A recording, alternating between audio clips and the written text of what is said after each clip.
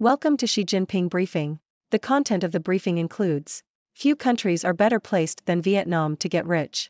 Maldives Chinese ship move could anger India. China's bold stock market rescue plan lures a crowd of skeptics. Xi plots emergency intervention to shore up China's crumbling stock market. Trump and Haley offer clashing visions of America's place in the world.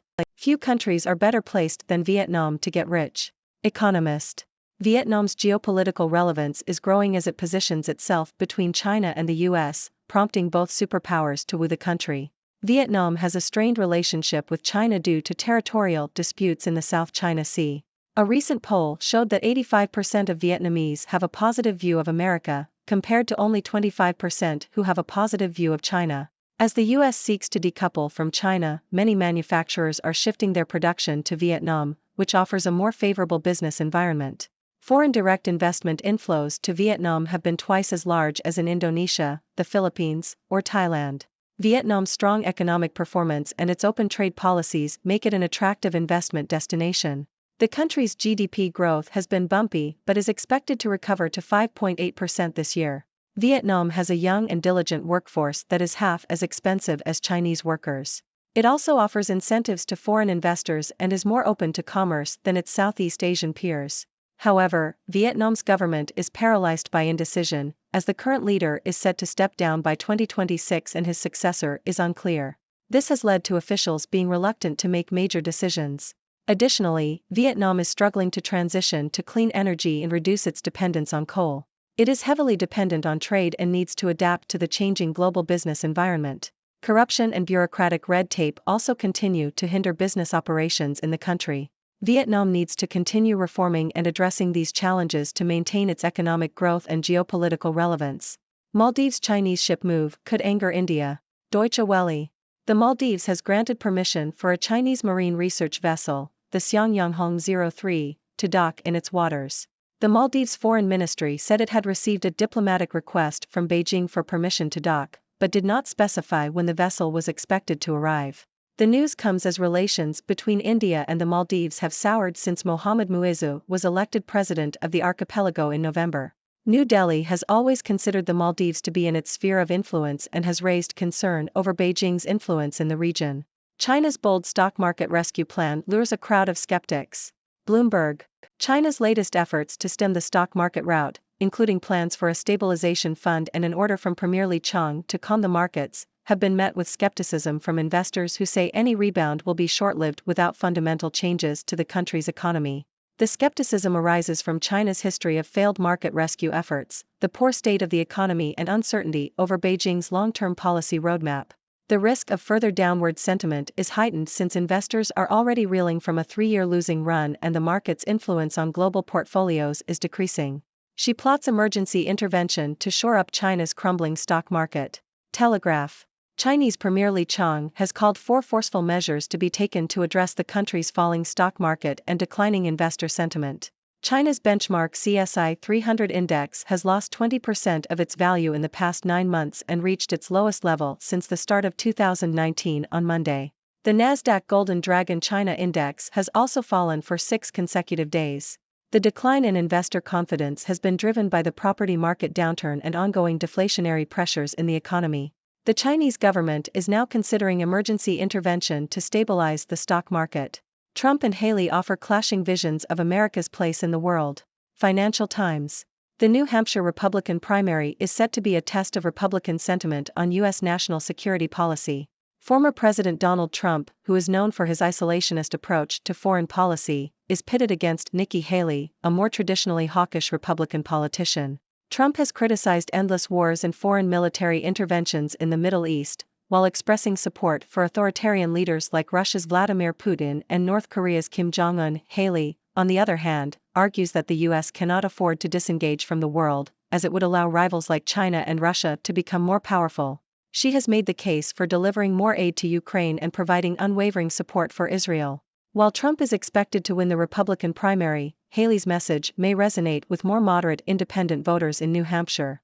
The outcome of the primary could have ripple effects in Washington, where Congress is negotiating a deal to provide more aid to Ukraine. The strategic case for democracy promotion in Asia. Foreign Affairs.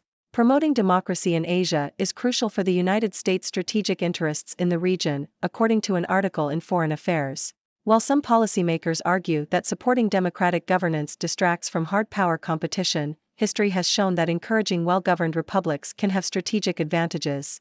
The article argues that the United States should partner with Asian allies to strengthen democratic institutions and engage more robustly with civil society watchdogs that fight against corruption. It also suggests investing in parliamentary strengthening, training young Asian leaders, and supporting investigative journalists and civil society watchdogs. The United States should prioritize support for democracy in Asia while still working with non-democratic partners, such as Vietnam and Singapore, that share an interest in a free and open Indo-Pacific. The article argues that China's growing attempts to strategically encircle Australia demonstrate its appetite to exploit vulnerabilities in even strong democracies. Chinese economic coercion and influence operations pose a special risk to countries that are not democracies or where democratization is reversible. The United States should work pragmatically with its regional partners to consolidate the Indo-Pacific's democratic infrastructure and counteract democratic backsliding. Even in countries with hybrid regimes or authoritarian governments, the United States can engage with all sectors of society, including youth leaders, independent journalists, and digital activists, to prepare for political change and greater democratic participation. The article concludes that promoting democracy in Asia is not only in line with U.S. values, but it also serves U.S. strategic interests. A more free and democratic Asia would be harder for China to coerce and co-opt, and the region's wealthiest societies all benefit from responsive government institutions and a strong rule of law. By prioritizing support for democracy, the United States can strengthen its partnerships with Asian allies and counter China's quest for dominance in the region. Powerful 7.1 magnitude earthquake strikes western China. The Independent. A powerful 7.1 magnitude earthquake struck the Kyrgyzstan-China border region, damaging over 120 houses and injuring several people. The tremor occurred in the sparsely populated mountainous border area, with the epicenter at a depth of 22 kilometers. The earthquake was felt strongly in Urumqi, Korla, Kashgar, Ening, and parts of northern India. The region is heavily militarized and has a population of around 233,000 people, mostly Uyghur Muslims who are routinely targeted by the Chinese government. Ladies and gentlemen, this is Dr. Six, your trusted observer from the 6-degree world. Today, we've got a diverse range of news stories to discuss, from the geopolitical relevance of Vietnam to the earthquake in western China. So, let's dive right in. First up, we have Vietnam, a country caught in the middle of a tug-of-war between China and the US. With a strained relationship with China and a positive view of America, Vietnam is attracting manufacturers looking to decouple from China. Its strong economic performance, young workforce, and open trade policies make it an attractive investment destination. However, the country faces challenges like a paralyzed government, a need to transition to clean energy, and corruption. Vietnam needs to address these issues to maintain its economic growth and geopolitical relevance.